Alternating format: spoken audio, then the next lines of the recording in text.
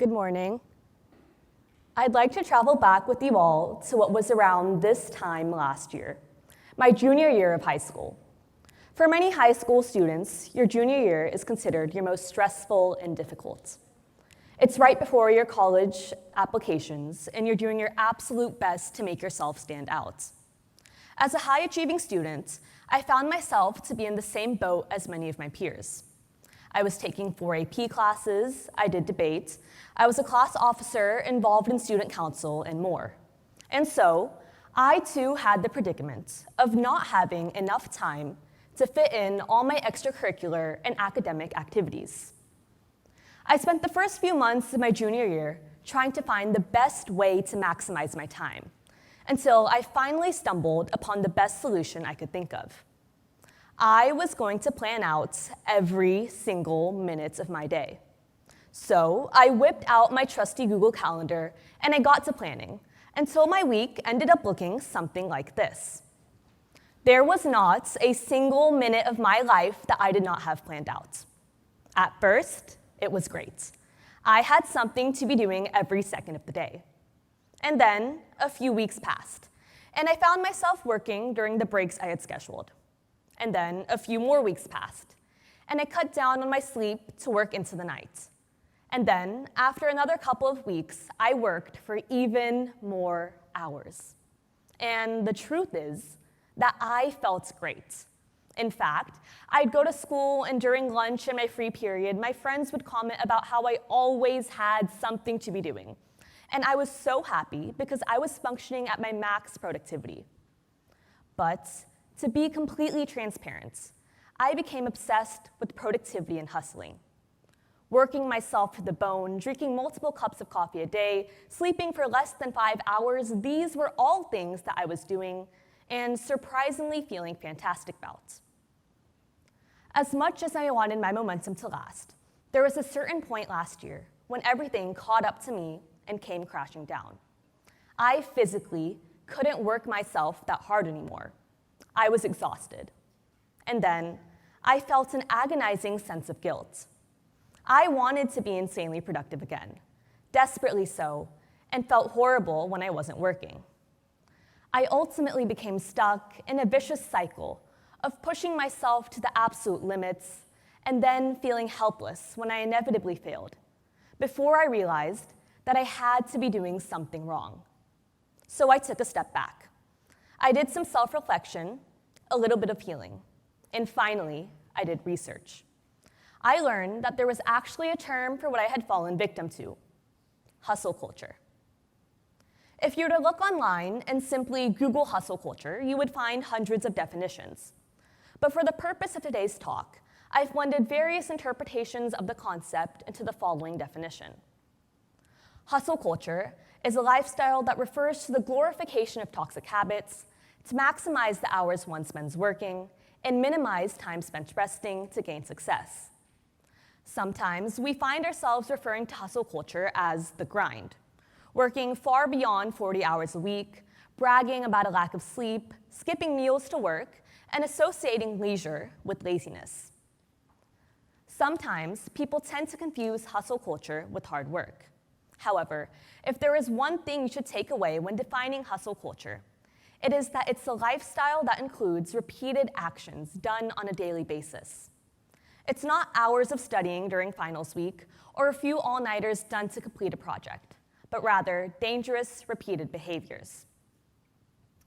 When I talk to other people about hustle culture, one of the first things that I get asked is how. How do you become stuck in a cycle of overworking yourself when many people can't find the motivation to work in the first place? The answer is simple: glorification. Those who are not constantly working become associated with being careless or lazy. Those who are become praised for a dedicated and dynamic lifestyle. We find ourselves competing with our classmates and coworkers, going back and forth about who slept the least amount the night prior, and bragging about the inconvenience our cramped schedule will cause us. For much of our lives, hustling has been intertwined with pop culture, and we fail to recognize it. Oftentimes, in pop culture, hustling is associated with self-empowerment and becoming your own boss. Jay-Z, for example, writes in his song Dirt Off Your Shoulder, "I'm a hustler, homie, you a customer crony. Got some dirt on my shoulder, could you brush it off me?" Songs like this dangerously shift society's perspective on hustling, associating it with self-empowerment and resilience instead of acknowledging its consequences. The hustler becomes the boss, socially elevated and separated from the rest of society, who lacks the willpower to work as hard as them.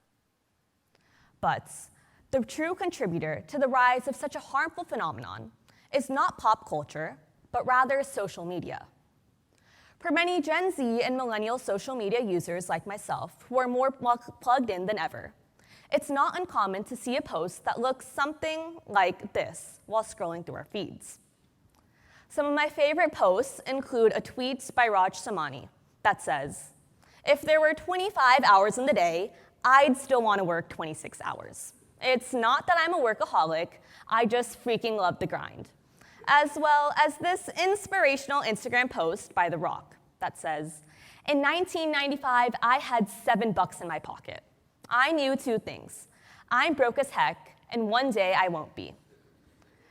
In recent years, posts like these have exploded on social media, captivating younger audiences.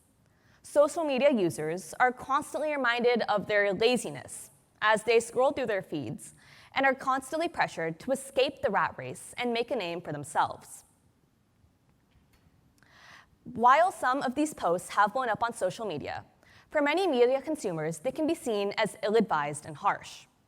When I found myself struggling with hustle culture, I wasn't able to resonate with some of the harsher content that was just talked about. Instead, I found myself turning to an emerging type of influencer called the productivity guru. While their messages are not as abrasive, they still promote schedules and habits that are unsustainable. Ali Abdal, a YouTuber with nearly 4 million subscribers and medical doctor, uploaded a video of his insanely productive Christmas day. His routine began with reviewing sales data, showering, practicing mindfulness, brewing coffee, and then commuting to work, all while listening to an audiobook at 1.5 times speed to maximize productivity. This unsustainable and unrealistic routine has garnered the attention of many, with Abdal's course on productivity having over 71,000 registered students. Last year, when I found myself struggling with the grind more than ever, after tuning into this content, I was really struggling with hustle culture. Every day, I would go to school for 7 hours, come home to complete my homework for a minimum 3 hours a day, work into the night studying for the SAT and ACT exams, and then spend the rest of the hours battling to stay awake as I tried to complete my responsibilities from an excessive number of leadership positions I had adopted. Of course, the physical consequences caught up to me. I began to lose and gray my hair at 16. I became anemic due to my tendency to skip meals, and I also began to suffer from chronic migraines. Although I was able to stop myself in time, this is not always the case, and sometimes these symptoms can progress. On July 25, 2013, Japanese woman Miwa Sato was found dead in her Tokyo apartment, clutching her phone. Her cause of death had been congestive heart failure. In other words, her heart had grown too weak to pump blood to the rest of her body.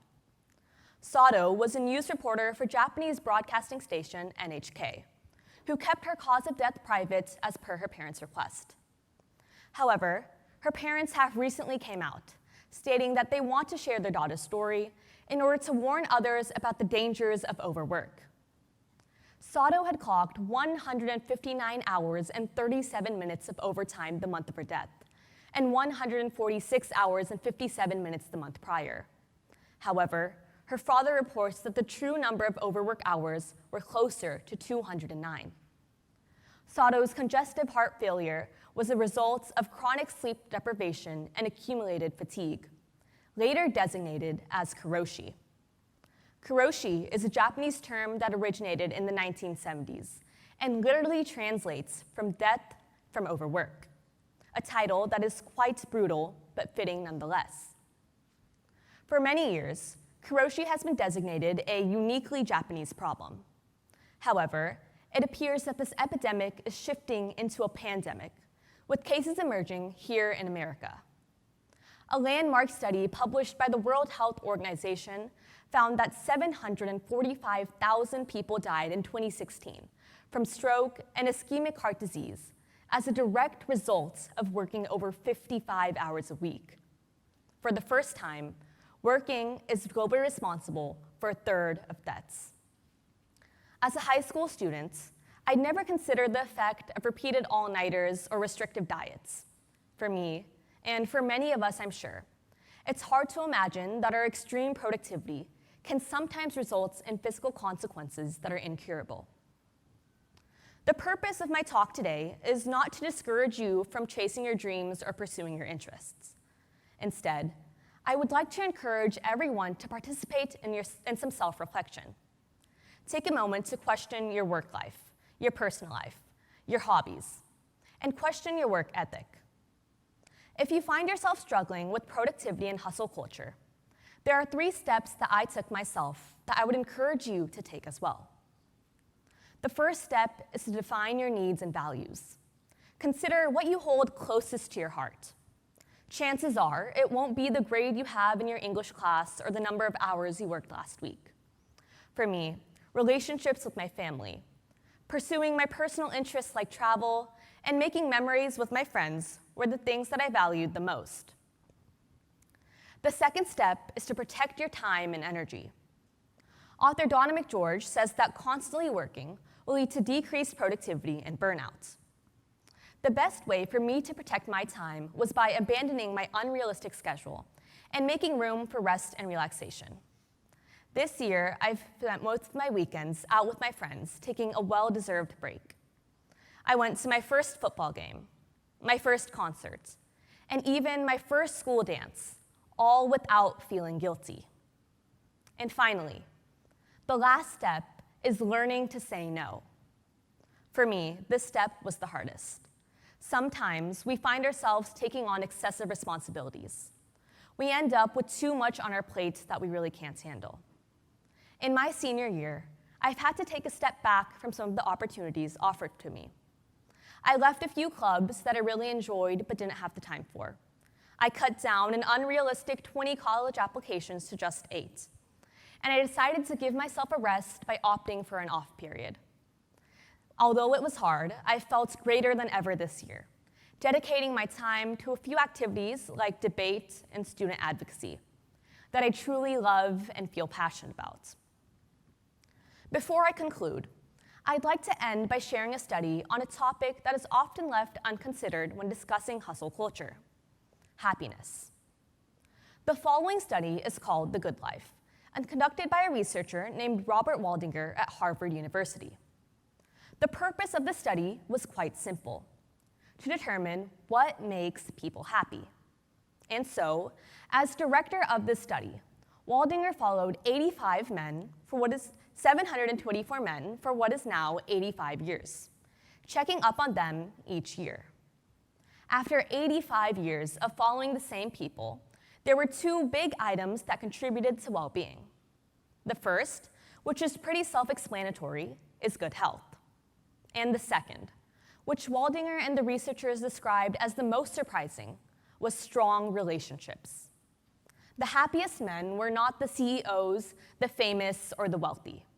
In fact, the men who categorized themselves as workaholics and focused the most on social success were some of the saddest and most regretful when researchers asked them to look back on their lives. On the other hand, the happiest men were those who emotionally leaned into their family and community relationships. Relationships that we can't pursue if we're stuck in a cycle of overworking ourselves. I would like to challenge you all to think 85 years into the future. Consider your personal life, the relationships you foster with others, your dreams, and ask yourselves, is my work ethic going to cause me to regret the future? If I had asked myself this question last year, my answer would have been yes. But as I stand here today on this stage, I'm happy to say that I now envision a future in which I hold no regrets. Thank you.